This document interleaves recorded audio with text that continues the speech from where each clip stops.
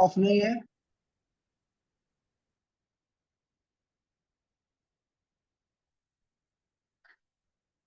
बिस्मिल्लाह वल्हम्दुलिल्लाह वस्सलातु वस्सलामु अला रसूलिल्लाह व अला आलिहि व सहबिहि व मन वालाहु बाद।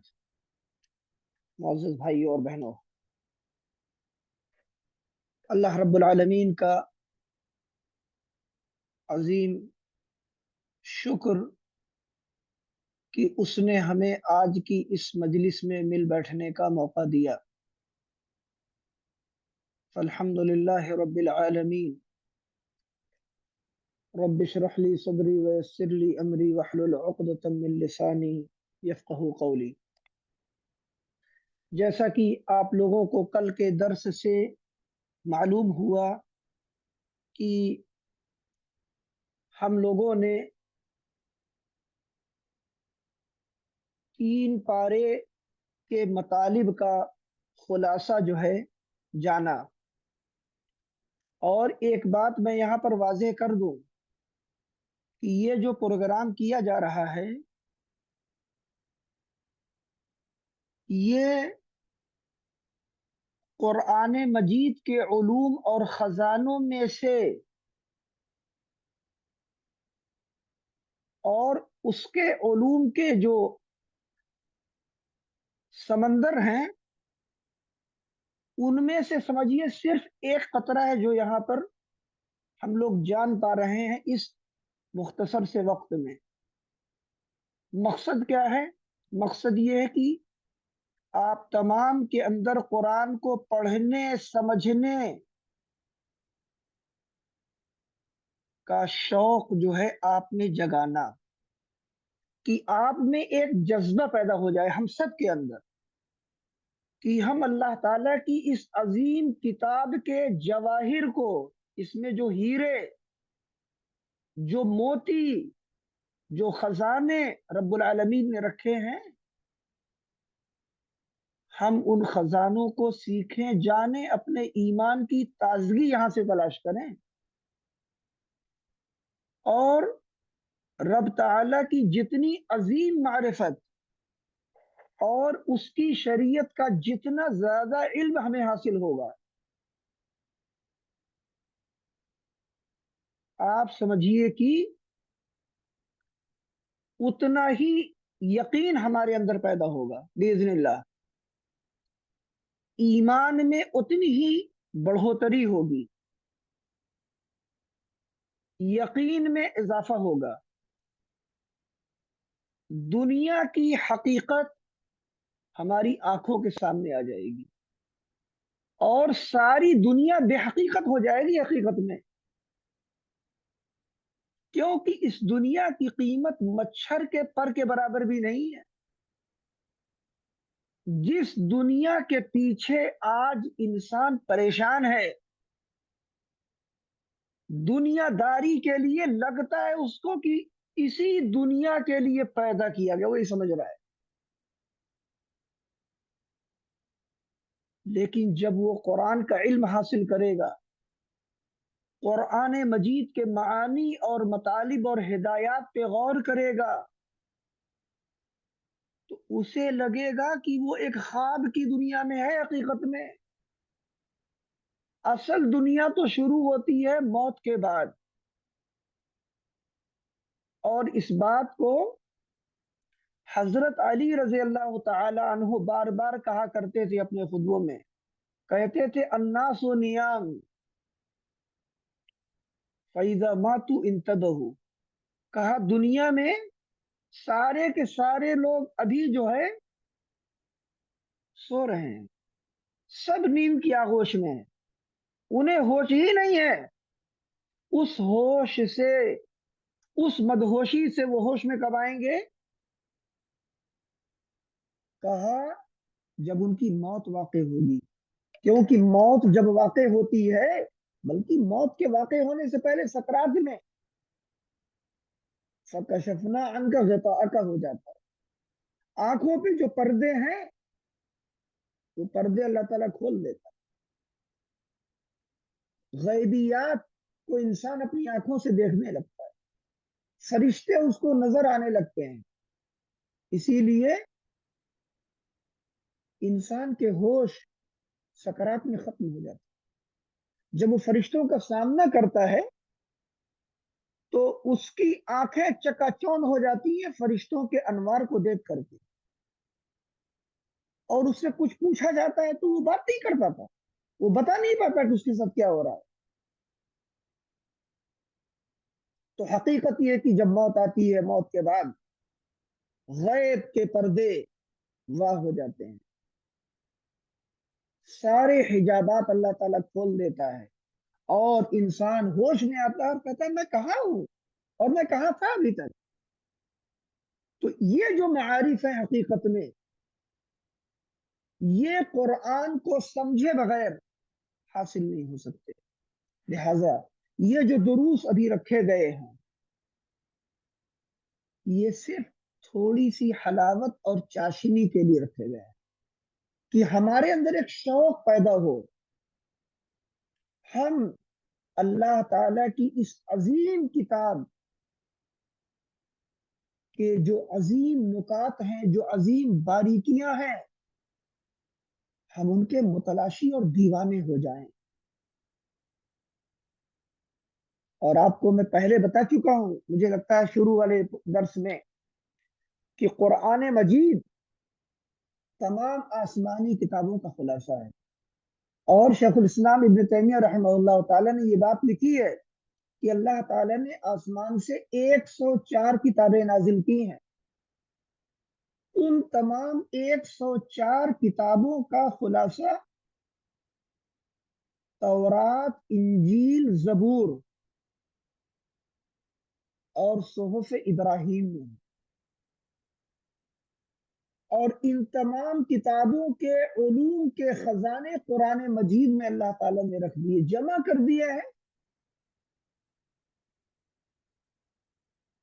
تو جب ہم قرآن پڑھیں تو ہم جان لیں کہ ہم اتنی عظیم کتابوں کو پڑھ رہے ہیں، صرف قرآن مجید ہم نہیں پڑھ رہے، ہم تمام آسمانی کتاب کے علوم کو حاصل کر رہے ہیں، تب جا کر ہمارے اندر ایک اشتیاق پیدا ہوگا انشاءاللہ۔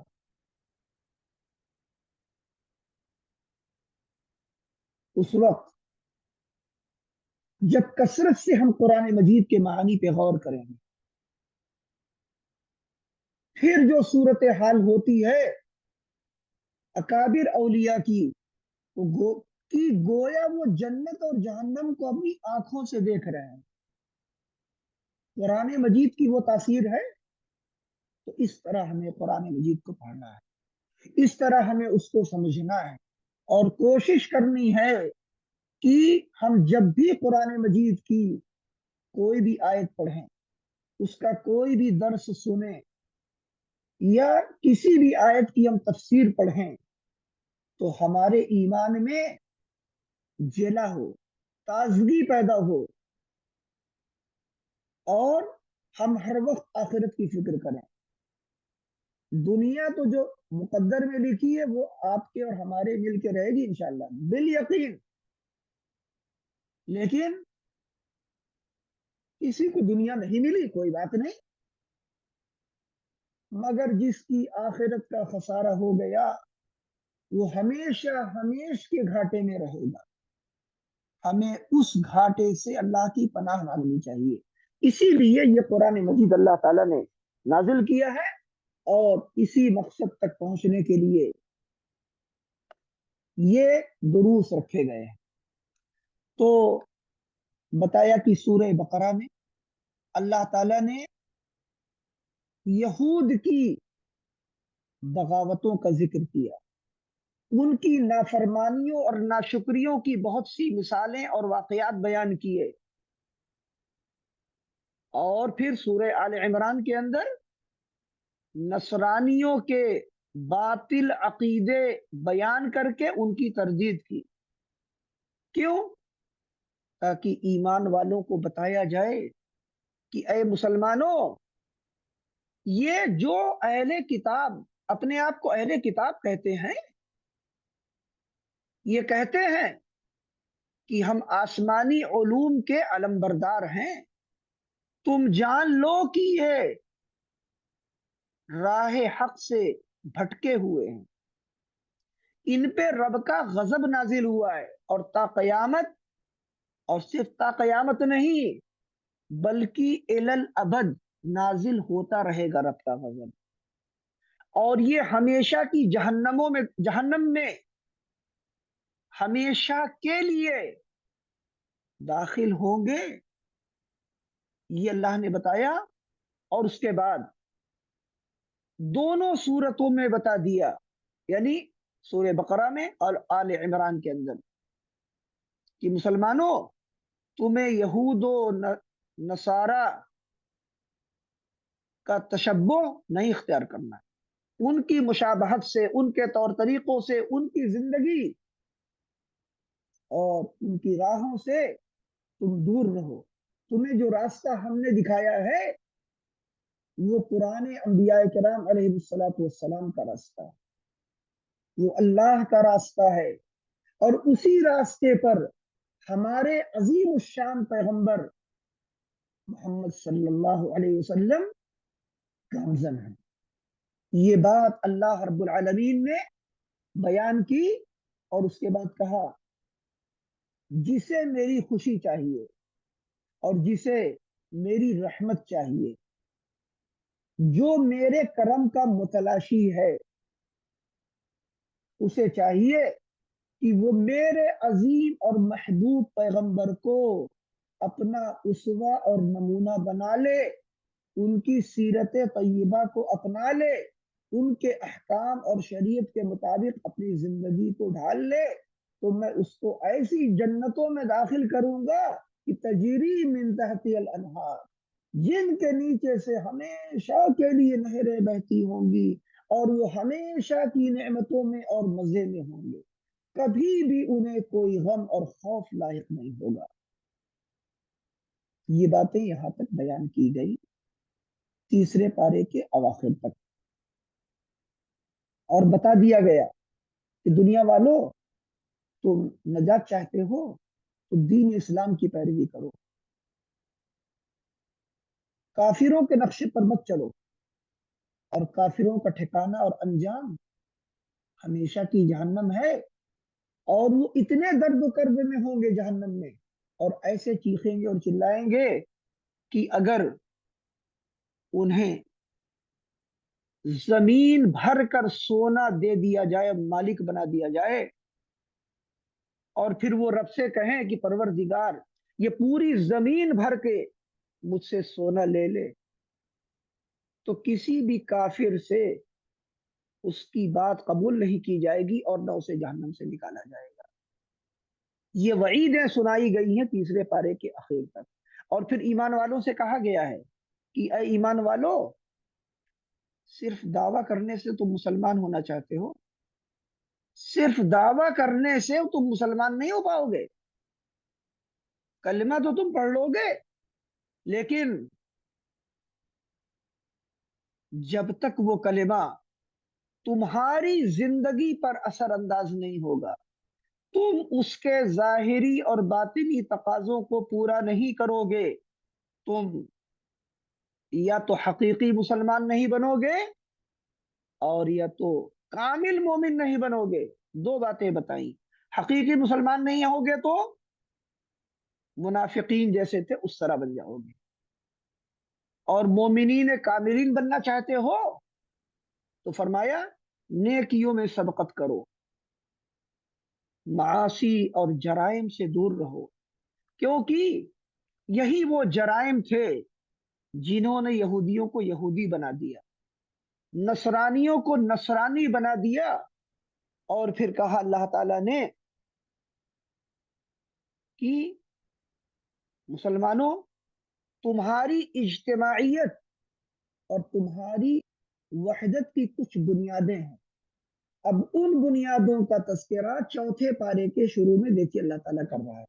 پہلی بنیاد بتائی، ان اول بیت وضع للناس للذی ببکۃ مبارکا وہدی للعالمین، بیت اللہ کی تاریخ بیان کی اللہ تعالیٰ، کہا یہ کعبۃ اللہ جو ہے یہ روئے زمین پر پہلا گھر ہے جو رب کی عبادت کے لیے بنایا گیا جس کی تعمیر ہوئی تاکہ وہاں اللہ کے بندے عبادت کریں، اس گھر کا طواف کریں، اور اس گھر پر اور اس کے اطراف رب کے انوار کا نزول ہوتا ہے۔ اور یہاں سے پیغام دیا گیا کہ مسلمانوں، تمہارا قبلہ ایک ہے، تمہارا رب ایک ہے، تمہاری شریعت ایک ہے، تمہاری کتاب جس کی تمہیں پیروی کرنی ہے قرآن مجید وہ ایک ہے، اور جس رسول کی اطاعت کرنی ہے، اتباع کرنی ہے، وہ ایک ہے۔ لہذا مسلمانوں، تم بھی ایک بن کے رہو، آپس میں متحد رہو، اور اطیع اللہ و اطیع الرسول کرو۔ یہود و نصارہ کی اطاعت مت کرنا، اگر تم ان کی اطاعت کرو گے تو وہ تمہیں بھی گمراہ کر دیں گے جیسے وہ خود گمراہ ہیں۔ یہودی چاہتے ہیں کہ وہ تو جہنم کی طرف جا ہی رہے، تمہیں بھی لے کے جائے۔ نصرانی چاہتے ہیں کہ وہ گمراہ ہے، تمہیں بھی گمراہ کر دیں، کیونکہ انہیں حسد ہے مسلمانوں سے کہ اللہ تعالیٰ نے مسلمانوں کی طرف اتنی عظیم کتاب اور ایسی عظیم شریعت کیوں نازل کی۔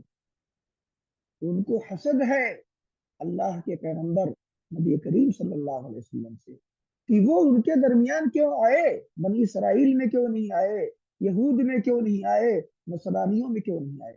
اسی لیے تو بہت سے یہودی نصرانی ایمان نہیں لے آئے، اسی حسد کی بنا پر۔ اور یہ بات اللہ تعالیٰ نے سورہ بقرہ کے اندر پہلے پارے میں بیان کی۔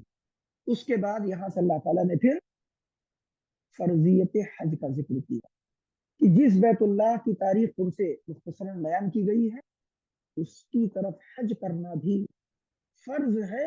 کس کے لیے؟ من استطاع الیہ سبیلا، جسے وہاں تک پہنچنے کی استطاعت ہے، زندگی میں ایک بار حج فرض ہے۔ اور پھر مومنوں کو بتا دیا گیا کہ تمہاری ایک شناخت ہے، تمہارا اپنا ایک وجود ہے، ایمان والوں کی ایک تہذیب ہے، تمہاری تہذیب کافروں کی تہذیب سے الگ ہونی چاہیے۔ تم کافروں کے طور طریقوں پہ نہیں چلو گے۔ اس کے لیے کیا کہا؟ فرمایا یا ایھا الذین آمنوا ان تطیعوا فریقا من الذین اوتوا الکتاب یردوکم بعد ایمانکم کافرین، کہ ایمان والو، اگر تم اہل کتاب میں سے ایک فریق کی اطاعت کر لو گے تو وہ تم کو مرتد بنا کر کے مانیں گے۔ وہ تو یہی چاہتے ہیں کہ تمہیں کافر بنا دے جیسے کہ وہ خود کافر ہے۔ اور اس کے بعد اللہ تعالیٰ نے بتایا کہ تمہیں کافروں کی شر پسندیوں سے، ان کی گمراہیوں سے اور ان کی شرارتوں سے بچنے کے لیے کیا کرنا ہے وہ ہم تم کو بتا دیتے ہیں۔ اس کا راستہ کیا ہے؟ وہ راستہ کیا ہے؟ وَكَيْفَ تَكْفُرُونَ وَأَنْتُمْ تُتْلَى عَلَيْكُمْ آيَاتُ اللَّهِ وَفِيكُمْ رَسُولُهُ، اور تم کیسے کفر کر سکتے ہو؟ یعنی تم کس دلیل سے کافر ہوتے ہو جبکہ تم پر اللہ کی آیتوں کی تلاوت کی جا رہی ہے اور تمہارے درمیان اللہ کے رسول موجود ہیں۔ یہاں کیا بتایا؟ یہاں بتایا کہ کافروں کے شر سے اگر بچنا ہے تو اللہ کی آیتوں کی پیروی کرو اور رسول کریم صلی اللہ علیہ وسلم کی پیروی کرو۔ آج گرچہ نبی اکرم علیہ الصلوۃ والسلام امت کے درمیان نہیں ہے، لیکن آپ کی تعلیمات، آپ کی احادیث مبارکہ، آپ کا اسوہ حسنہ، آپ کی سیرت طیبہ سب تو موجود ہے الحمدللہ، بالکل ویسے موجود ہے جیسے نبی اکرم علیہ الصلوۃ والسلام کے سامنے یہ چیزیں موجود تھی۔ پچھلے انبیاء کی سیرتیں، ان کی احادیث، ان کی تاریخ، ان کے حقائق مٹ چکے ہیں، لوگوں نے ان میں تحریف کر دی اور ضائع کر دیا۔ لیکن نبی اکرم علیہ الصلوۃ والسلام کا عظیم معجزہ ہے کہ آپ کی زندگی مبارک، آپ کی مبارک تعلیمات، آپ کے طور طریقے، زندگی کا ایک ایک عمل آپ کا پوری طرح محفوظ ہے۔ مجھے حیرت ہوتی ہے، میں کبھی کبھی پڑھتا ہوں کوئی حدیث تو مجھے لگتا ہے کہ بتایا صحابہ کرام رضی اللہ تعالی عنہ اس ایک چھوٹی سی کیفیت جس کو ہم بالکل معمولی سمجھ رہے ہیں، جو نبی اکرم علیہ الصلوۃ والسلام کی عملی زندگی میں سے صحابہ رضی اللہ تعالی عنہم کی نظریں ان پر بھی گڑی ہوتی تھی۔ صحیح بخاری کی ایک حدیث ہے کہ نبی کریم صلی اللہ علیہ وسلم اپنی زوجہ مطہرہ حفیظات بہن زینب بنت جحش ام المؤمنین رضی اللہ تعالی عنہا کے گھر میں سو رہے، نیند کی حالت میں نبی کریم صلی اللہ علیہ وسلم نے اپنا ہاتھ گھمایا، 2 3 مرتبہ ہاتھ آپ نے نیند میں ایسے ایسے کیا۔ جب نبی صلی اللہ علیہ وسلم کی آنکھ کھلی تو ام المؤمنین زینب رضی اللہ تعالی عنہ نے پوچھا، اللہ کے رسول آج آپ کو ہم نے دیکھا نیند میں آپ کچھ اپنے ہاتھوں سے کر رہے تھے، کوئی خاص بات تھی؟ کہا ہاں میں نے خواب دیکھا ہے، اپنی امت کے بارے میں نے خواب دیکھا اور بہت ہی دردناک خواب میں نے دیکھا کہ میری امت کے بہت سے لوگوں کو تباہ کر دیا جائے گا، ان پر عذاب نازل کیا جائے گا۔ تو زینب رضی اللہ تعالیٰ نے پوچھا انہ لکو وفین الصالحون، کیا ہمیں ہلاک کر دیا جائے گا جبکہ ہمارے بیچ میں نیکوکار بھی ہوں گے؟ آپ نے کہا نعم اذا کثر الخبث، ہاں نیکوکاروں کو بھی تباہ کیا جائے گا۔ کب؟ جب برائی کا ظہور ہو جائے گا، برائی اپنی تعداد میں اور اپنے وجود میں غالب آ جائے گی۔ اسی لیے معاشرے سے برائی کو منکر کو ختم کرنے کے لیے ہمیشہ نکیر کرنی چاہیے۔ بہت سے لوگ کہتے رہتے ہیں آپ تو ہر چیز کو بدعت اور اس کو شرک اور اس کو غلط اور اس کو فراڈ کہتے رہتے ہیں، کیوں نہیں کہیں گے؟ آخر یہ قرآن مجید اللہ نے اتارا کیوں؟ اسی لیے اتارا تاکہ بتایا جائے کہ مغضوب علیہم اور ضالین کون لوگ ہیں اور ان کے اعمال اور کرتوت کون لوگ ہیں۔ سورہ فاتحہ میں اللہ نے کہا کہ یہ لوگ باطل پرست ہیں، ان کے اوپر رات و دن رب کا غضب اترتا ہے، ان سے اللہ تعالیٰ ناراض ہے اور یہ گمراہ اور بھٹکے ہوئے لوگ ہیں۔ تو ہم لوگ نہیں بیان کریں گے تو ہمارا وجود کس لیے ہے؟ پھر اگر ہم لوگ حق کو حق اور باطل کو باطل نہ کہیں تو اس حدیث سے جو استدلال ہے کہ نبی کریم صلی اللہ علیہ وسلم نے سونے کی حالت میں جو ہاتھ دائیں بائیں گھمایا، اس پر بھی زینب رضی اللہ تعالی عنہ کی نظر تھی اور اس کو انہوں نے روایت کیا۔ یہ تو ایک مثال ہے، ایسی مثالیں حدیث میں بھری ہوئی ہیں۔ تو مقصود کلام یہ کہ اللہ تعالیٰ نے کہا کہ لوگوں اگر تم اللہ کی اطاعت کرو گے، اس کی آیتوں کی پیروی کرو گے اور میرے حبیب کی پیروی اور اطاعت کرو گے، ان کے نقش پہ چلو گے، ان کی احادیث اور تعلیمات پر عمل کرو گے، تو تم یہود و نصارہ کی گمراہیوں کا شکار نہیں ہو سکتے ہو۔ اور اس کے بعد اللہ تعالیٰ نے ایمان والوں سے کہا مسلم معاشرے کی جو بنیاد ہے وہ تقوی پہ قائم ہونی چاہیے،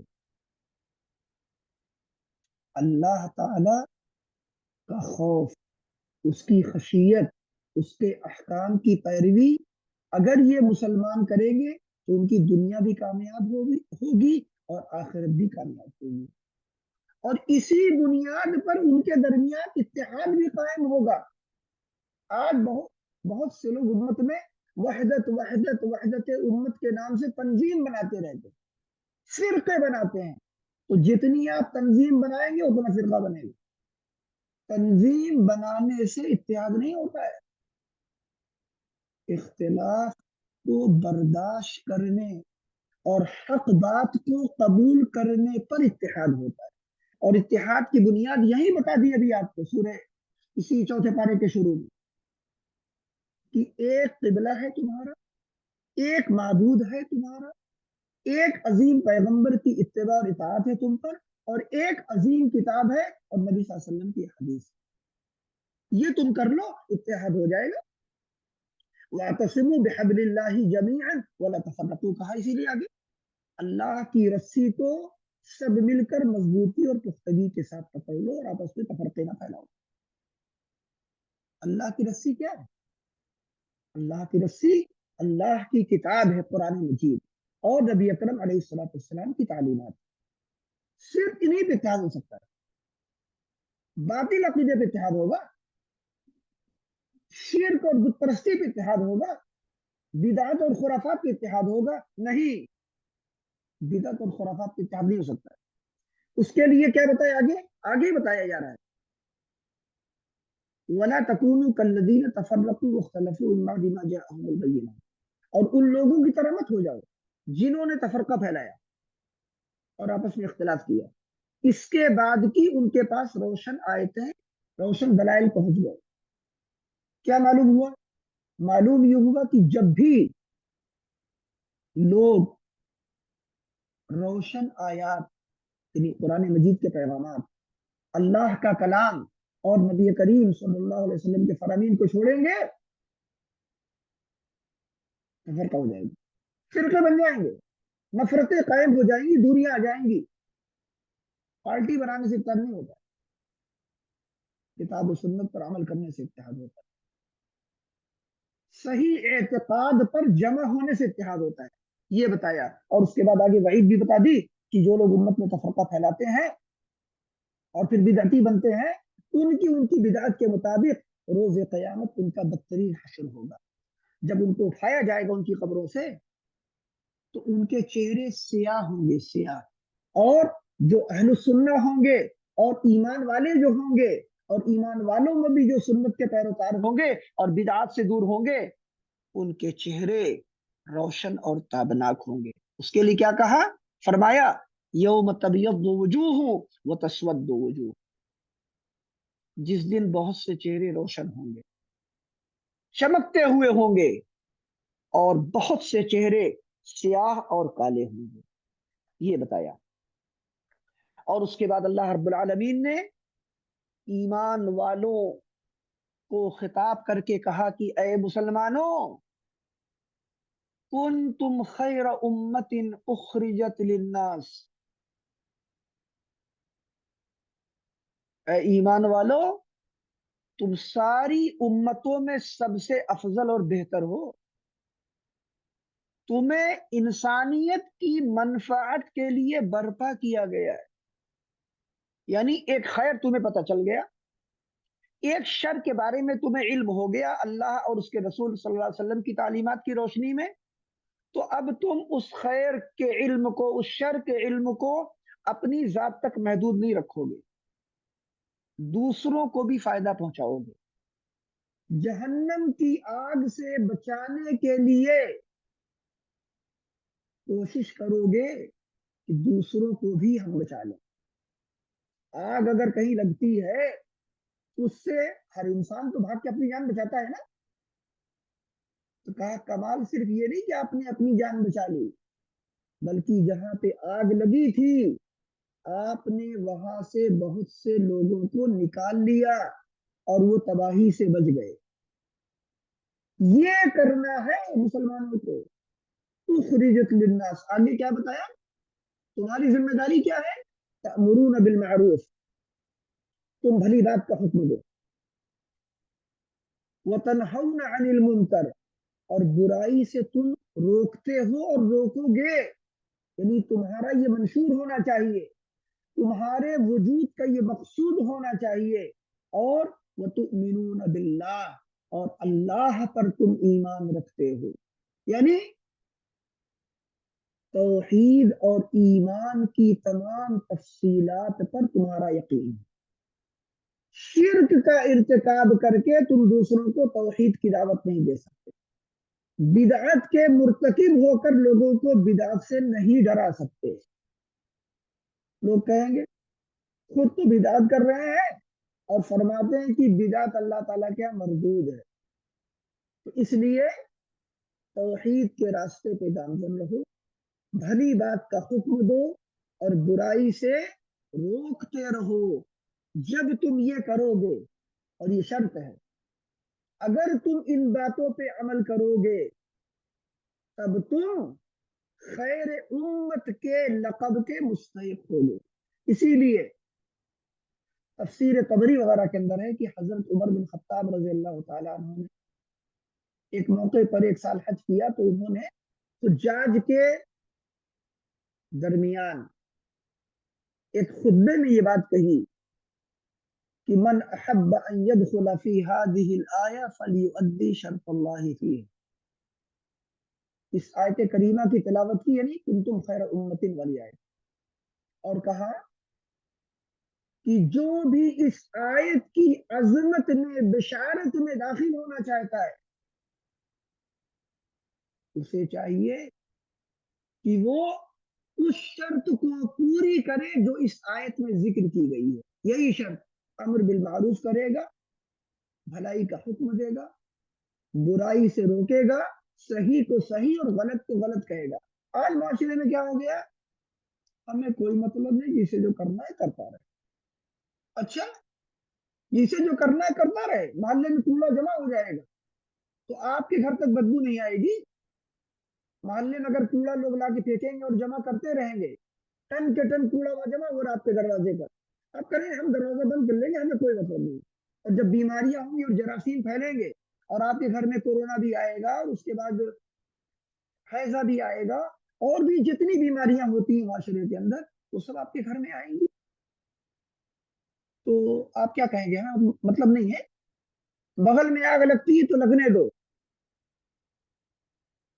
ہمیں مطلب نہیں. جیسے کچھ لوگ کہتے ہیں جو موٹی خود سے آتی ہے اسے آنے دو. ارے نہیں بھائی، یہ نہیں کرنا ہے ہم کو. اگر ہم یہ کریں گے تو معاشرہ تباہ ہو جائے گا. اور جو لقب آپ کا دیا گیا ہے امت مسلمہ کا خیر امت والا، وہ ان سے لے لیا جائے گا. مسلمانوں کی ذمہ داری ہے خیر کو پھیلانا اور شر کو ختم کرنا، خیر کی دعوت دینا اور برائی سے لوگوں کو روکنا، حق بات کو حق کہنا اور باطل کو باطل کہنا، سنت کو سنت اور بدعت کو بدعت. اسی اللہ تعالیٰ نے کیا کہا، یا ایھا الذین آمنوا ان تتقوا اللہ یجعل لکم فرقانا. اے ایمان والو، اگر تم اللہ کا تقوی اختیار کرو گے تو اللہ تمہارے لیے فرقان بنا دے گا. یہ فرقان کیا ہے؟ فرقان حق اور باطل میں امتیاز کرنے کا جو پیمانہ ہے نا، میزان ترازو، وہ انزل المیزان جو اللہ نے کہا ہے، اللہ تعالیٰ اس کی توفیق دے گا آپ کو کہ آپ حق بات کو پہچان لیں گے فوراً اور باطل کو پہچان لیں گے اور حق کو حق اور باطل کو باطل کہیں گے. قرآن مجید کو اللہ تعالیٰ نے اس کا نام رکھا ہے اور تورات کا بھی نام رکھا تھا الفرقان. اور قرآن میں کہا تبارک الذی نزل الفرقان علی عبدہ لیکون للعالمین نذیرا. بابرکت ہے وہ عظیم پروردگار جس نے کتاب فرقان اتاری ہے اپنے بندے کے اوپر تاکہ وہ سارے جہانوں کے لیے نذیر بن جائے، ڈرانے والی کتاب بن جائے. تو قرآن مجید فرقان حمید ہے، اور قرآن حق کو حق کہتا ہے اور باطل کو باطل کہتا، علی الاعلان کہتا ہے. اسی طرح معاشرے میں ہر مسلمان کو بننا اور کہنا چاہیے. آگے چلتے ہیں. آگے اللہ تعالیٰ نے کہا یا ایمان والو، جب تم حق کو حق کہو گے اور باطل کو باطل کہو گے تو تمہیں ٹکراؤ کا سامنا ہوگا. سب سے پہلے اہل کتاب ٹکرائیں گے، لیکن بتا دیا اہل کتاب سے ڈرنے کی ضرورت نہیں ہے. اہل کتاب پر یہود و نصارہ پر ذلت و رسوائی اللہ تعالیٰ نے مسلط کر دی ہے. تمہارے ساتھ تمہارا پروردگار ہے، تمہارے ساتھ اللہ کے فرشتے ہیں. اور اس کے بعد اسی لیے آگے چل کے اللہ تعالیٰ نے غزوہ بدر کا پورا نقشہ بیان کیا ہے. غزوہ بدر کا تھوڑا سا نقشہ جس میں اللہ تعالیٰ نے خلاصہ بتایا کہ جنگ بدر میں اللہ نے تمہاری مدد کی اور تمہیں غلبہ دیا کفار کے اوپر. کیوں؟ क्योंकि तुमने ईमान पर साबित कदमी दिखाई। कहा वलक़द नसरकुमुल्लाहु बिबद्रि व अंतुम अज़िल्ला फत्तकुल्लाह लअल्लकुम तशकुरून। रब ही ने तुमको गलबा दिया था जंग बदर में। और फिर उसके बाद क्या बताया? उसके बाद ग़ज़वे उहुद के मुताल्लिक़ इबरत के अजीम अहकामात और पैगामात अल्लाह ताला ने नाजिल किए। ग़ज़वे उहुद में जो गलतियां मुसलमानों से हुई, अल्लाह ताला ने उन गलतियों की तरफ इशारा किया, तंबीह की, कभी खुल करके और कभी बहुत से इशारे किए। क्यों किए, क्यों बताया? कहा ग़ज़वे उहुद एक पैगाम है क़यामत तक आने वाली नस्लों के लिए कि मुसलमान अल्लाह ताला के दीन के लिए निकले। नबी अकरम अलैहिस्सलातु वस्सलाम 1000 मुजाहिदीन को लेकर उहुद पहाड़ की तरफ निकले गए और रास्ते से अब्दुल्ला इब्न उबई ने अपने 300 चेलों को लिया और वापस चलाया। काम हम नहीं लड़ेगा, हमारी बात तो माननी नहीं, हम आपका साथ नहीं देंगे। अल्लाह ताला ने इससे बता दिया कि मुसलमानों, तुम्हारी सफ़ें मुनाफिकीन से खाली नहीं होंगी, उनसे तुम होशियार रहो। और बता दिया कि कुफ्फार मुसलमानों के हमेशा दुश्मन रहेंगे, चाहे वो खुला काफिर हो और चाहे छुपा हुआ काफिर मुनाफिक हो। ये पैगाम दे दिया। लेकिन अल्लाह ने कह दिया तुम्हें मुनाफिकीन की मदद की जरूरत नहीं, तुम्हें कुफ्फार की मदद की और उनकी ताईद की जरूरत नहीं है। रब तुम्हारे लिए काफी है। तुम अपनी तौहीद और अपना ईमान मजबूत करो और मेरी इताअत करो और मेरे पैगंबर की मुखालफत कभी मत करना। आगे चल के अल्लाह रब्बुल आलमीन ने बताया कि ईमान वालों के अंदर बहुत अजीम शान अखलाकी सिफात होनी चाहिए। सबसे पहली सिफत बताई कि वह अतीउल्लाह वर रसूल लअल्लकुम तुरहमून। अल्लाह और उसके रसूल सल्लल्लाहु अलैहि वसल्लम की इताअत ये तुम्हारे लिए शिआर होना चाहिए, तुम्हारे अकीदे में, तुम्हारे अमल में और तुम्हारे अखलाक में, तुम्हारे शऊर और एहसास में, तभी तुम पे रहम किया जाएगा। और आगे चल के फिर बताया तुम दुनिया के लिए पैदा नहीं किए गए हो, तुम्हें तो मैंने जन्नत के लिए पैदा किया है। जन्नत मैंने मुत्तकियों के लिए तैयार की है। तुम जन्नत की तरफ आओ, सारिऊ वसारिऊ, और तुम दौड़ लगाओ, यानी नेकियों के जरिए सबक ले जाओ अपने रब की मग़फ़िरत की तरफ। इला मग़फ़िरतिन मिन रब्बिकुम व जन्नतिन अर्दुहा अस्समावातु वल अर्द, ऐसी जन्नत की तरफ जिसकी चौड़ाई आसमान और जमीन के बराबर है। और फिर फरमाया कि उस जन्नत को तैयार किया गया है मुत्तकीन के लिए, उइद्दत लिल मुत्तकीन। लेकिन जबान से तकवा का दावा करना आसान है, उसके अमली शराइत है, जरा उन्हें भी सुन लो। वो शराइत क्या है? कि ईमान के साथ नेक अमल में सबकत, अल्लाह के रास्ते में रब की रजा के लिए खर्च करना, और किसी भी मौके पर अगर तुम्हारा मामला किसी के साथ हो और उसमें तुमको गुस्सा दिला दिया जाए, उस गुस्से में तुम शरीयत की मुखालफत मत करना, शरीयत की पाबंदी तुम करना और गुस्से को पी जाना और दरगुजर करना, लोगों के साथ हुस्न सलूक करना। हाँ, गलती होती है, इंसानों से गलती होती है, तो उस गलती पर इस्तिग़फ़ार करना। अगर तुम ये करोगे तो रब तुम्हारे गुनाहों को माफ कर देगा और वो जन्नत जिसका ऊपर तुमसे वादा किया है उसमें तुम्हें दाखिल करेगा। उसके बाद ईमान वालों से कहा कि तुम्हें जंग उहुद के अंदर बहुत से जख्म झेलने पड़े, तुम्हें अपने 70 साथियों की शहादत को बर्दाश्त करना पड़ा, जिनमें सय्यदुश शुहदा हमजा रज़ियल्लाहु ताला अन्हु भी।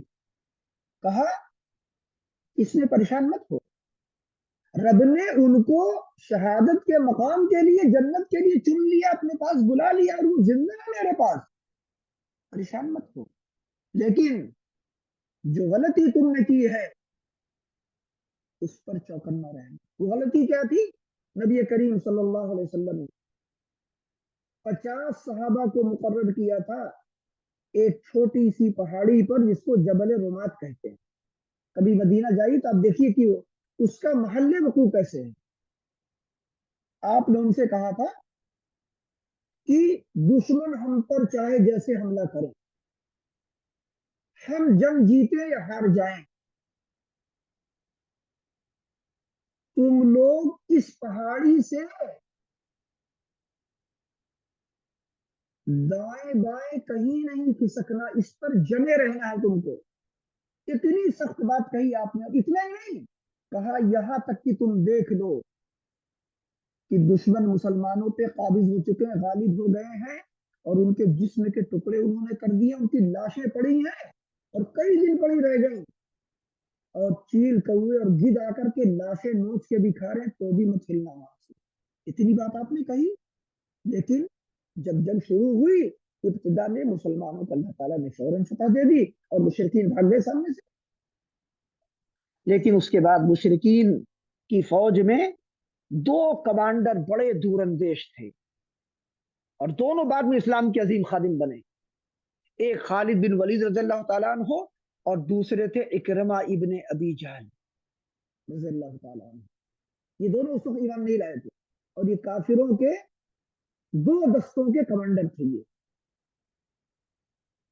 خالد بن ولید رضی اللہ تعالیٰ عنہ نے جب دیکھا کہ ہم میدان میں پیچھے سے حملہ کر سکتے ہیں، تو وہ حملہ کرنے کے لیے آئے۔ اور یہ کب ہوا؟ جب مسلمانوں کی فتح ہو گئی اور مشرکین بھاگ گئے، تو جو لوگ اس پہاڑی پر تھے انہوں نے کہا جنگ تو ختم ہو چکی ہے، مال غنیمت لوگ جمع کر رہے ہیں، ہم بھی اترتے ہیں اور جا کر کے اپنا حصہ جمع کرتے ہیں۔ ان کے جو سردار تھے عبداللہ بن جبیر رضی اللہ عنہ نے کہا کہ نہیں، نبی نے کیا کہا تھا ہلنا نہیں یہاں سے، چاہے جو ہو جائے، جب تک ہمارا حکم نہ آئے دوبارہ کی واپس آؤ۔ لیکن وہاں پر تعویل نے معاملے کو خراب کر دیا۔ آج بھی کیا ہے، ہر بدعتی اپنی بدعت کو رائج کرنے کے لیے کم سے کم اپنے حرکتوں پر پانی ڈالنے کے لیے تعویل، باتیں بنانے کا سہارا لیتا ہے۔ ہر مجرم تعویل کا سہارا لیتا ہے، بتا رہا ہوں۔ یہود و نصارہ اسی تعویل سے گمراہ برباد ہوئے، اور آج بھی سود خار جتنے تعویل کرتے ہیں، قبر پوجنے والے تعویل کرتے ہیں، بت پوجنے والے تعویل کرتے ہیں، ہندو بھی تعویل کرتا ہے، یہودی، نصرانی، مجوسی، سب تعویل پہ جی رہے ہیں۔ اور جتنے بھی فتنے باز معاشرے کے اندر ہیں، سب تعویل کر کے اپنے دل کو بیوقوف بنانا چاہتے ہیں۔ ان کا دل جانتا ہے کہ وہ غلط کہہ رہے ہیں، لیکن کہتے ہیں ارے کوئی بات نہیں، چلتا ہے۔ اس طرح وہ اپنے آپ کو خود بیوقوف بناتے ہیں اور اپنی آنکھوں میں پٹی باندھتے ہیں۔ تو بتایا کہ تعویل مت کرو، جو کہا گیا ہے اس پہ عمل کرو۔ نبی صلی اللہ علیہ وسلم نے کہا پہاڑ سے ہٹنا مت ہٹو۔ 45 صحابہ وہاں سے اتر کر چلے آئے۔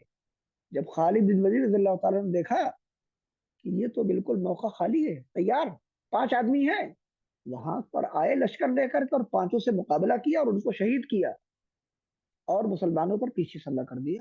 اور پھر اکرمہ بن ابی جہل اپنا دستہ لے کے آئے، انہوں نے حملہ کر دیا۔ یہ جو خطرناک صورتحال ہوئی، اس کے بعد جیتی ہوئی جنگ وہاں پر ایک الگ رنگ میں تبدیل ہو گئی۔ کیوں ہوا یہ؟ کیونکہ وہاں نبی کریم صلی اللہ علیہ وسلم کے حکم کی، آپ کے مبارک فرمان کی وہاں پہ نافرمانی ہوئی۔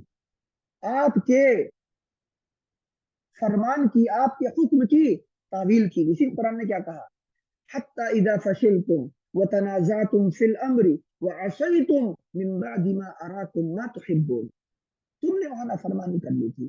اس میں کیا پیغام دیا گیا؟ مسلمانوں، نہ تم اللہ کی نافرمانی کرو، نہ نبی کریم صلی اللہ علیہ وسلم نافرمانی کرو، اور نہ ہی تمہارے جو دستے کے کمانڈر ہوتے ہیں ان کی نافرمانی مت کرنا۔ अमीर की नाफरमानी, नबी करीम सल्लल्लाहु अलैहि वसल्लम की नाफरमानी, और नबी अकरम अलैहिस्सलाम की नाफरमानी, अल्लाह की नाफरमानी, लिहाजा इनसे बचो, ये बता दिया गया। और उसके बाद अल्लाह रब्बुल आलमीन ने मुनाफिकीन की हरकतों की मजम्मत की, और फिर मोमिन इनको कहा कि काफिर और मुनाफिकों से बच के रहें, और बताया कि जिनसे गलती हुई थी, गज़वे उहुद में भूल चूक हुई थी, रब ने ऐलान किया कि मैंने उन्हें दरगुजर कर दिया है, और शुहदा के मनाकिब बयान किए, और उसके बाद फिर बताया कि ऐ लोगों, ऐ ईमान वालों, लक़द मन्नल्लाहु अलल मुमिनीन इज़ बअस फ़ीहिम रसूलन मिन अनफुसिहिम। रब्बे जलील का बहुत बड़ा एहसान और करम है, रब की कसम है इस बात पर कि उसने ईमान वालों के बीच में अपने सबसे अजीम शान रसूल को उन्हीं में से भेजा है जो उन पर अल्लाह की आयतों की तिलावत करता है, उनका तज़किया करता है, किताब और सुन्नत की तालीम उनको देता है।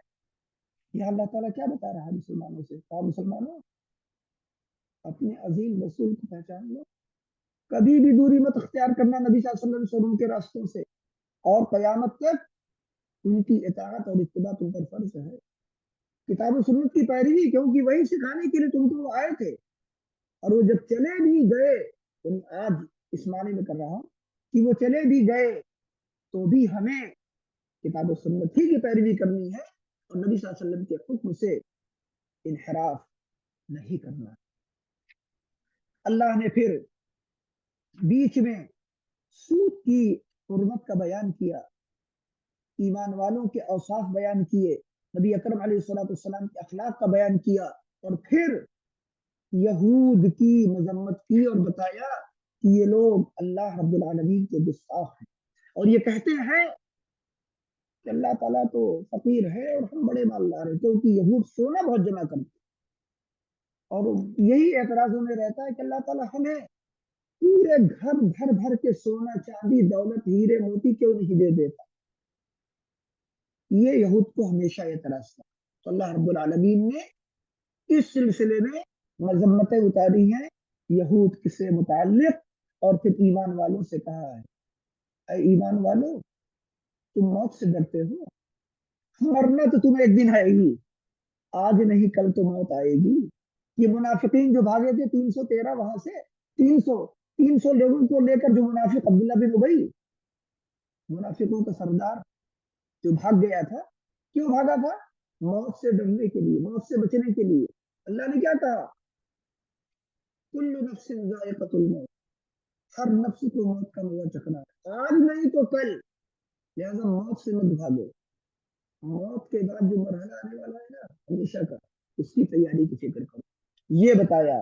और फिर ईमान वालों से कहा, ऐ ईमान वालों, तुम्हारे जितने भी दुश्मन हैं, चाहे वो मुनाफिकीन हो, चाहे वो अहले किताब हो, यहूद और नसारा, और उनके अलावा भी जितने भी मुशरिकीन हैं, मुजरिमीन हैं, वो तुमको इस्लाम पर अमल करने के सिलसिले में ताने देते रहेंगे, बातें सुनाते रहेंगे। ये लोग तो आए हुए हैं, एक ही रब की पूजा की बात करते हैं, और कहते हैं सारे पत्थरों को खत्म करके तोड़ के फेंक दो, सिर्फ एक दीन को मानो और बाकी दीन को तस्लीम नहीं करते, और ये बात और वो बात, और 100 तरह के एतराजात इस्लाम पे करते रहेंगे।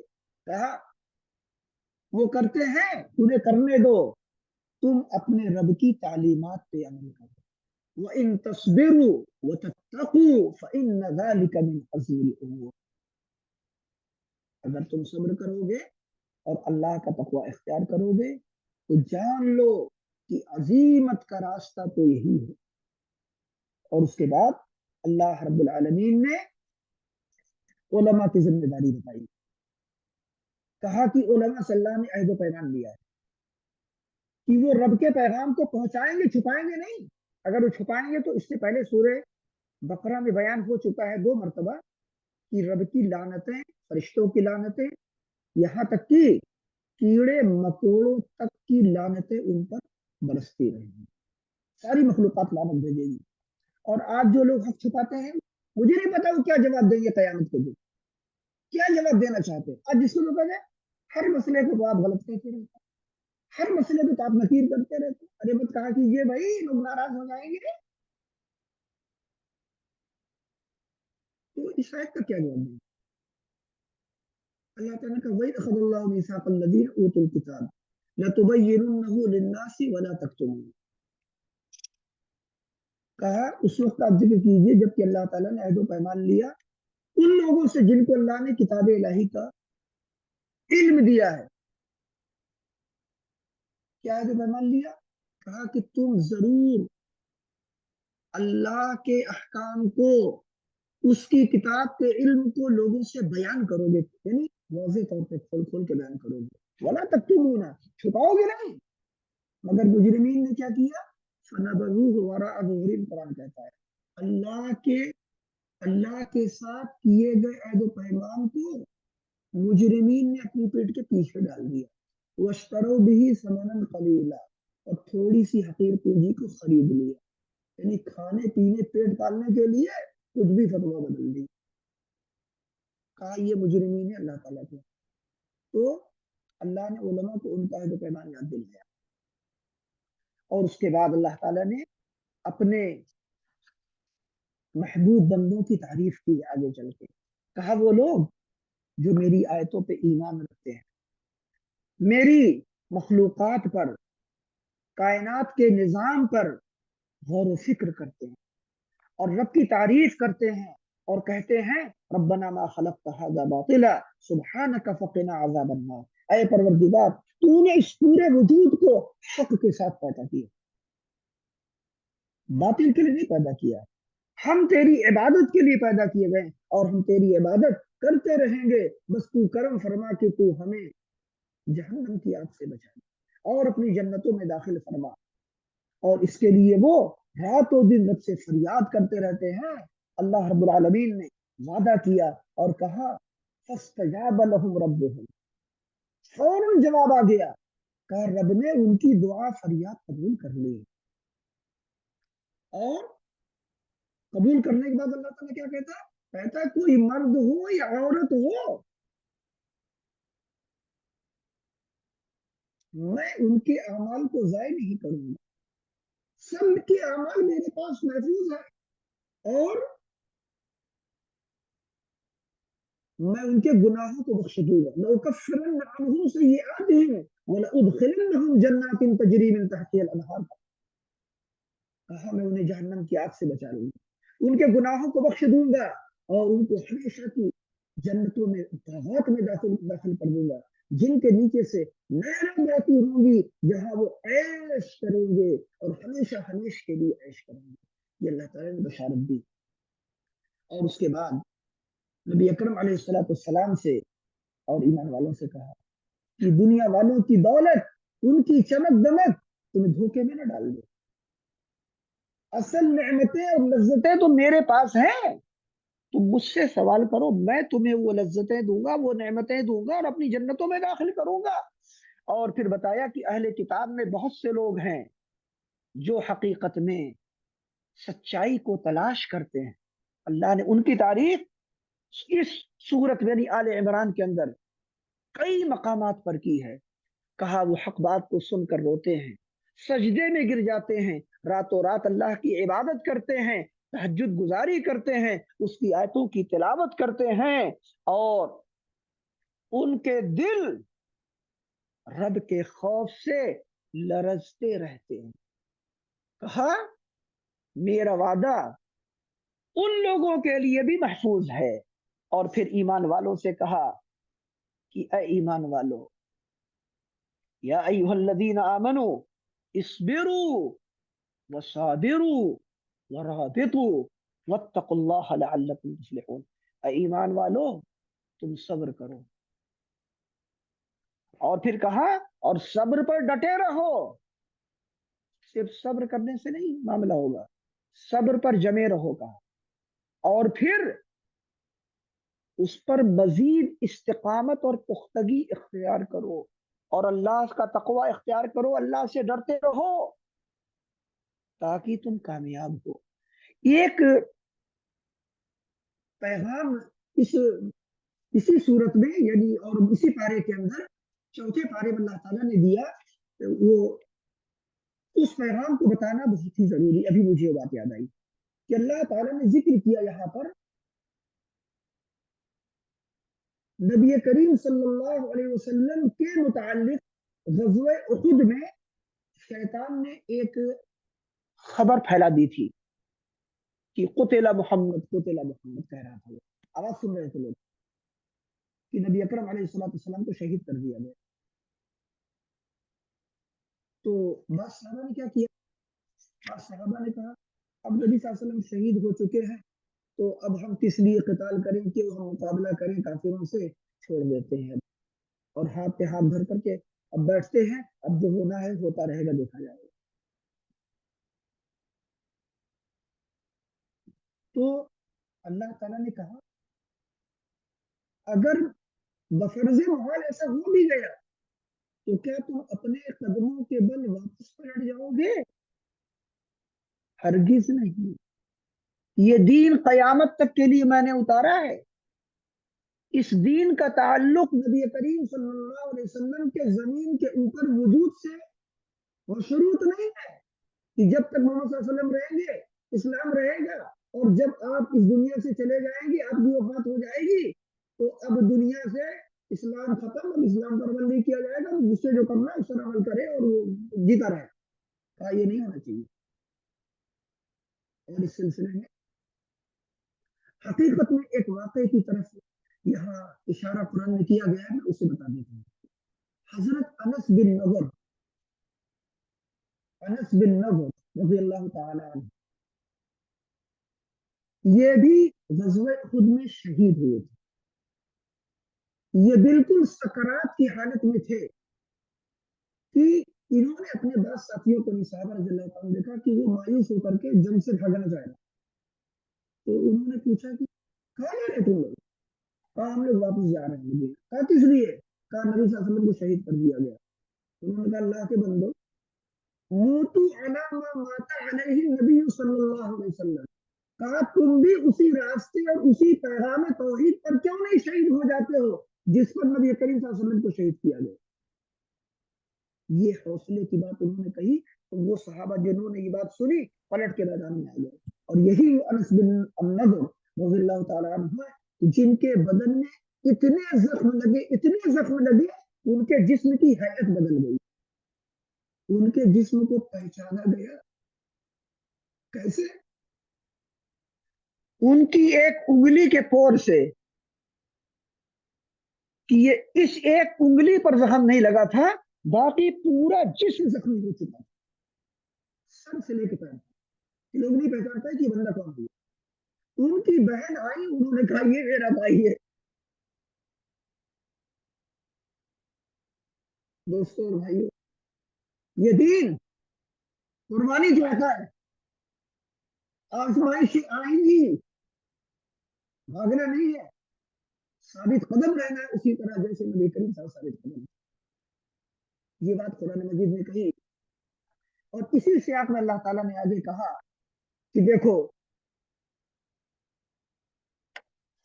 ہم غلبہ دیتے ہیں اپنے بندوں کو جو ہمارے دین کے لیے قربانی دیتے ہیں، لیکن اس کے لیے کہا تین ضابطے اور تین شرطیں.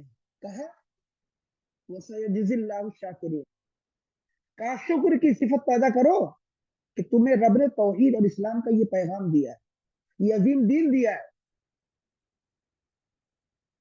شکر کی صفت. اور اس کے بعد اگلی آیت میں کہا واللہ یحب الصابرین، اللہ تعالیٰ صبر کرنے والوں سے محبت کرتا ہے. یہ دو صفات ہو گئی. اور تیسری صفت کہا وما كان قولهم، اور جنہوں نے رب کے راستے میں اب تک قربانی دی اور جنہوں نے اپنی جانیں اور اپنی اموال اپنی اولاد کو قربان کیا اللہ تعالیٰ کی توحید کی سربلندی کے لیے، اس کے کلمے کی بلندی کے لیے وہ قربانی دیتے رہے. کہا ان کا پیغام تو صرف ایک ہوتا تھا، ان کی فریاد ایک ہوتی تھی، ان کی زبان پہ رب کا نام ہوتا تھا اور وہ کہتے تھے ربنا اغفر لنا ذنوبنا واسرافنا فی امرنا وثبت اقدامنا وانصرنا علی القوم الکافرین. یعنی دین پر چلنا ہے صبر کے ساتھ، شکر کے ساتھ، اور ہر وقت رب سے دعا مناجات فریاد کرتے رہنا ہے، گڑگڑاتے رہنا ہے. अपने किसी अमल पर इतराना नहीं कि हमने बड़ी कुर्बानी दी है, नहीं। रब से दुआ करना है कि रब्बना तकब्बल मिन्ना इन्नका अंतस समीउल अलीम। दुआ मांगते रहो क्योंकि तुम मोहताज हो। और उसके बाद ये सूरत आले इमरान खत्म हुई। अब चौथे पारे में आखिरी 3 सफ़हात, बल्कि आखिरी 5 सफ़हात जो हैं वो सूरे निसा की इब्तिदाई आयत के हैं। अल्लाह रब्बुल आलमीन ने इब्तिदाई आयत में सूरे निसा के अंदर बताया कि ऐ इंसानों, हमने तुम्हें जो पैदा किया है ना, तुम जान लो कि तुम सब अपने बाप आदम की औलाद हो। तुम सब बनी आदम हो। पहले मैंने उनका जोड़ा पैदा किया, यानी हमारी माँ हव्वा अलैहिस्सलातु वस्सलाम को, और फिर उन दोनों से कहा कि मैंने बहुत सारे इंसान पैदा किए और तुम आपस में एक दूसरे के खून के रिश्तेदार हो, लिहाजा एक दूसरे के हुकूक को पहचानो। किसी पर जुल्म ज्यादती मत करो। बाज़ुकुम मिन बाज़ का इससे पहले वाले सफर में। और उसके बाद अल्लाह ताला ने यतीमों के हुकूक बताए, औरतों के हुकूक बताए, बेवाओं के हुकूक बताए, और विरासत के हुकूक बताए, विरासत के अहकाम नाजिल किए, और बताया कि कोई शख्स किसी पर जुल्म सितम न करे। और अल्लाह ताला ने शादी की तरगीब दी कि इस दुनिया के निजाम को आगे बढ़ाने के लिए, अल्लाह की तौहीद पर कयामत तक अमल करने के लिए ऐसी औलाद का वजूद जरूरी है जमीन पर, जो सालिहीन हो, जो अतकिया हो, जो औलिया हो, जो उलमा हो, जो ईमान वाले हो। तो ऐसी औलाद की तरबियत के लिए जरूरी है कि तुम शादी करो और नेक खवातीन को अपने घरों में ले आओ। औरत जब नेक होगी, बीवी नेक, शौहर नेक, तो औलाद की तरबियत वो नेकी पे करेंगे। और फिर अल्लाह ताला ने इब्तिदा ही में जिक्र किया है, वो इन खिफ्तुम अल्लाह तुक़सितू फ़िल यतामा फ़न्किहू मा ताब लकुम मिनन निसाइ मसना व सुलास व रुबा, कि तुम शादी करो। शादी का हुक्म देखिए इसमें, जो औरतें तुम्हें पसंद आए उनसे करो, दो दो और तीन तीन और चार चार। और अगर तुम्हें डर हो कि तुम इंसाफ ना कर पाओगे तो एक पर इत्तेफा करो, या एक ही तुम्हारे पास होगी। इस आयत से उलमा ने इस्तेदलाल किया है कि निकाह शादी ब्याह में असल ताद्दुद है, और ताद्दुद यानी कई शादियां करना। और जो ना कर सके, वो मजबूर और मिस्कीन लाचार हो, या जिम्मेदारी न उठा सके, उस मजबूर और बेकस के लिए है कि फवाहिदतन, ये कुरान मजीद कह रहा है। बहरहाल अल्लाह ताला ने फिर यतीमों के और बच्चों के अहकाम भी बयान किए, औरतों के अहकाम बयान किए। आज यूरोप वालों ने तंजीम बनाई है। कौन सी तंजीम? खवातीन के हुकूक, चिल्ड्रन डे, बच्चों के हुकूक। ये कुरान पढ़ के देखें, कुरान ने कितने अहकाम बयान किए। ये सब तो कुरान मजीद सिखा चुका है कि बच्चों के हुकूक की हिफाजत, बच्चों की जिम्मेदारी उनके माँ बाप के ऊपर, उनकी दुनिया को संवारना, उनकी आखिरत को भी संवारना, ये माँ बाप की जिम्मेदारी है। ये सब कुछ अल्लाह ने बयान किया। और फिर आगे चल के अल्लाह ताला ने विरासत के तफसीली अहकाम बयान किए। और विरासत की जो आयात हैं और अहकाम हैं, उनके नुज़ूल का जो सबब है कि एक सहाबी का इंतकाल हो गया, तो उनके जो भाई थे उन्होंने क्या किया, उन्होंने ये किया कि जो भी जायदाद थी सब पे कब्जा कर लिया। तो जो बेवा औरत हुई वो आई नबी सल्लल्लाहु अलैहि वसल्लम के पास और कहा, अल्लाह के रसूल, ये मेरी दो बेटियां हैं, वला तुल कहानी इल्ला बेमाल, और इनसे निकाह नहीं किया जाएगा, किया जा सकता इल्ला कि इनके पास कुछ माल हो। और इन लड़कियों का जो चचा है उसने पूरा माल लपेट लिया। लिहाजा बताइए मैं क्या करूं, इन बच्चियों के मुस्तकबिल के लिए मैं क्या करूं। आज लोग कहते रहते हैं लड़की को, बहन को कोई भी चीज रिश्ते में और शादी के मौके पर या शादी के बाद कभी भी देना क्या है? हराम है, लानत है। अरे भाई कहाँ से लाए हराम और लानत ये? जिसके पास जितनी इस्तिताअत है वो आप दीजिए। मुतालबा नहीं है कि आप जायज का मुतालबा कीजिए, लेकिन जो जिसकी मदद कर सकता है वो ताउन करेगा तो गुनाह मिलेगा। मैं कहता हूं मुसलमान छोड़िए, बहन छोड़िए, लड़की छोड़िए, फूफी छोड़िए, खाला छोड़िए, दो गैर मुस्लिम काफिर शादी करके आए और आके आपके बगल पड़ोस में रहने लगे। उनके पास बर्तन नहीं था, उनके पास गैस का चूल्हा नहीं था खाना खाने पकाने के लिए। आपने चूल्हा खरीद के दे दिया, आपने उनको चार बर्तन खरीद के दिए, लो खाना पकाओ। आपने उनको 2 किलो गेहूं दे दिया, चावल दे दिया, तो आपको गुना पड़ेगा क्या? कि आपको सवाब मिलेगा? और यहाँ पर अब तंजीमें कायम हो रही हैं, हुर्मत जहेज की तंजीमें और तहरीकें चलाई जाएंगी दुनिया के अंदर। ये हल नहीं है। हल है वला तुम कहानी इल्ला बिमाल। जहां जिसको ताउन की जरूरत है आप शरीयत के मुताबिक ताउन कीजिए और हम करें। आप अपने ऊपर जाती मत कीजिए और दूसरे पर मत कीजिए। कर्ज लेकर सूदी मामलात करके मामलात कीजिए, ये सब नहीं बताया गया, इससे मना किया गया है। उसके बाद आते हैं आगे। आगे ये है कि अल्लाह रब्बुल आलमीन ने फिर औरतों को भी नसीहत और तलकीन के लिए तलकीन नाजिल की है कि औरतों को चाहिए कि अपनी जो जबान मुबारक है ना, ये जबान शरीफ, इसको कंट्रोल में रखा करें। सारा शर और फसाद जो खानदानों में पैदा होता है, किससे पैदा होता है? देखिए वो इल्ला अन यअतीना बिफाहिशतिन मुबय्यिना, उसे कुरान कहता है। खुली हुई बेहयाई, ये खुली बेहयाई से क्या मुराद है? खुली बेहयाई कौन सी है? ये जबान की और अमल की बेहयाई। जो शरारतें होती है ना खानदानों के अंदर, बिलखुसूस खवातीन की तरफ से, उनके लिए बताया गया है। जबान पे कंट्रोल, और बताया गया है घरों में अगर सुकून चाहिए तो लोग क्या करें?